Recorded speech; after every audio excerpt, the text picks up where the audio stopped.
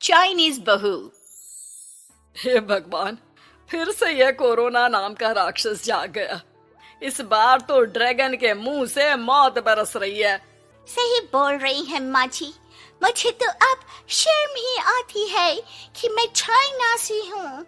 न जाने क्या क्या खाती हैं, कैसी कैसी बीमारी फैलाती हैं। अरे बहू, लेकिन वहीं से तो तू भी आई है ना मेरी लाडो। तू तो अंडा भी नहीं खाती। माँ जी, अच्छा खासा सब ठीक हो गया था, लेकिन पता नहीं कैसे ये फिर निकल कर आ गया। काश चाइना वालों को थोड़ी सी और अकल होती तो आज हम लोगों से अपने यूं जुदा ना हो रहे होते।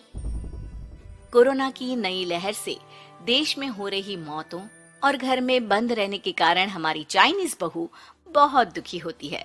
उसे लगता है कि भारत में जो कुछ भी हो रहा है वो उसी के कारण हो रहा है। अब हमारी चाइनीज बहू परेशान सी रहने लगी।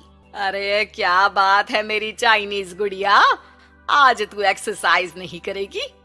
अरे ना तो तूने जूस पिया है। क्या हो गया लाडो? कुछ नहीं मम्मी जी, बस अच्छा नहीं लग रहा। लोग मर रहे हैं और मैं जूस पीऊं। माँ जी, चाइना से आई ये महामारी और मैं भी तो चाइना से ही आई ना। अरे अरे बेटा, ऐसा ना सोच। सास पूरी कोशिश करती कि वो चाइनीज बहू को समझाए कि इस बीमारी के लिए वो खुद को दोषी ना समझे, लेकिन माँ जी, मैं आज खाना नहीं खाऊंगी। अब सबका खाना बना दिया है। मैं कमरे में जा रही हूँ, प्लीज डिस्टर्ब मत करना। सास ने अपनी हंसती खेलती बहू का ये रूप तो कभी देखा नहीं था, लेकिन करती भी तो क्या। अगले दिन सुबह सुबह, अरे ये पूरे घर से स्वादिष्ट खाने की महक आ रही है। ये कौन है जो चाय बनने के वक्त लंच बनाकर तैयार कर रहा है? वो किचन में आती है जहाँ चाइनीज बहू ने शुद्ध वैष्णव खाना तैयार कर रखा था। अरे बहू, सोई नहीं क्या जो इस वक्त इतने प्रकार का खाना बना लिया? हाँ हाँ माँ जी, क्या करे, जब दिल में बोझ हो तो नींद नहीं आती। तभी तो मैंने सोचा मैं गरीब और जरूरतमंद लोगों को खाना पहुंचा दूंगी। वो ढेर सारा खाना रोज बनाती और गरीब और बेसहारा लोगों में बांटती। क्या कर रही है बहू? कितने दिनों से देख रही हूँ तू अच्छे से सोती भी नहीं है। क्यों कर रही है लाडो? क्या करूं माँ जी, मेरे देश के लोग जीवन की लड़ाई लड़ रहे हैं और मैं सो जाऊं, मुझसे नहीं होता। एक दिन चाइनीज बहू पीपीटी किट पहनकर खड़ी होती है। अरे ये क्या बेटा, खाना देने जा रही है या लड़ाई लड़ने? माँ जी, मैं कुछ दिनों के लिए घर नहीं आऊंगी। मैंने सोचा है कि मैं घर से बाहर रहकर कोरोना के मरीजों की देखभाल करूंगी। ओ प्लीज प्लीज आप मुझे रोकना नहीं। नहीं नहीं बहू, ये तो तूने बहुत ही नेक काम सोचा है।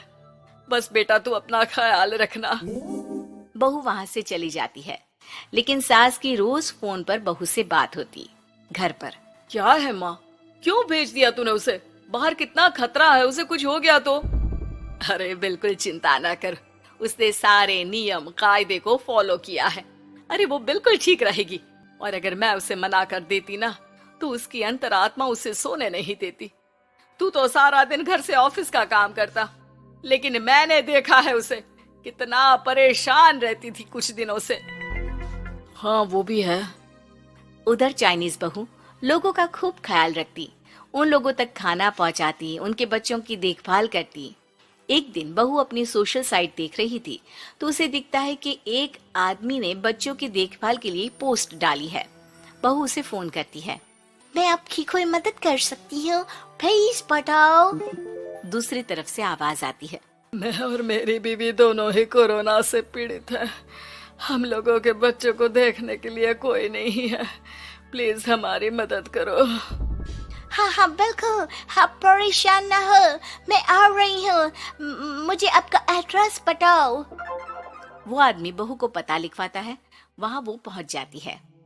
ओह, ये किसे बुला लिया आपने?